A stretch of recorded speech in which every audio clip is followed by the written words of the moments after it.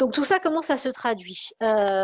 Concrètement, on va pas, je ne vais pas détailler toutes les bulles parce que de toute façon, vous aurez le support ensuite.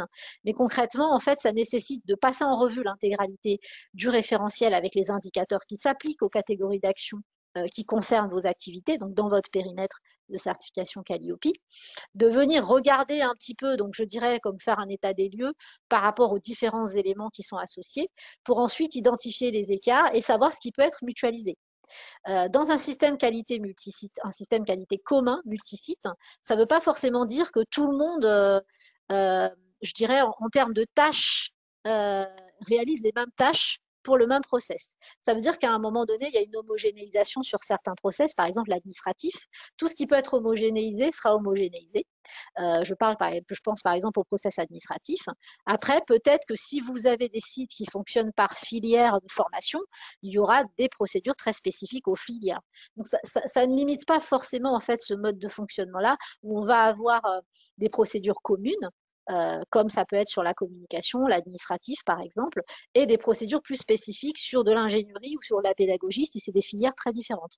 Puisqu'on ne gère pas par exemple des formations longues de la même manière que des formations courtes et une formation diplômante qu'une formation qui est non diplômante. Bien sûr, ça, c'est des spécificités qui peuvent être prises en compte dans un système qualité. Donc, le fait de mettre en commun, de mutualiser, ne veut pas forcément dire faire un copier-coller d'une procédure à une autre si c'est des filières complètement différentes. Donc, il y a aussi du bon sens. Du bon sens et de la logique, en fait.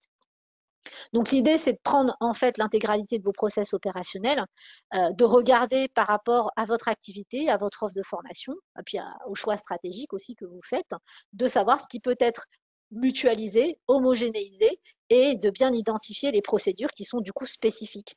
Et c'est là où en fait le point de vigilance pour la fonction centrale, ça va être de vraiment définir un cadre précis qui en même temps précise ce qui doit rester dans le cadre et les marges de liberté possibles. Donc, on parle par exemple des procédures spécifiques, tout en garantissant le respect toutefois du niveau attendu dans le référentiel national qualité. Parce que c'est pas parce qu'on a des procédures spécifiques qu'on va avoir des dérives. Et ça, justement, c'est le rôle aussi de la fonction centrale de garantir que même s'il y a une marge de liberté qui est laissée au site, il n'y a pas un risque de dérive derrière par rapport à des exigences réglementaires ou éventuellement du niveau attendu par Calliope.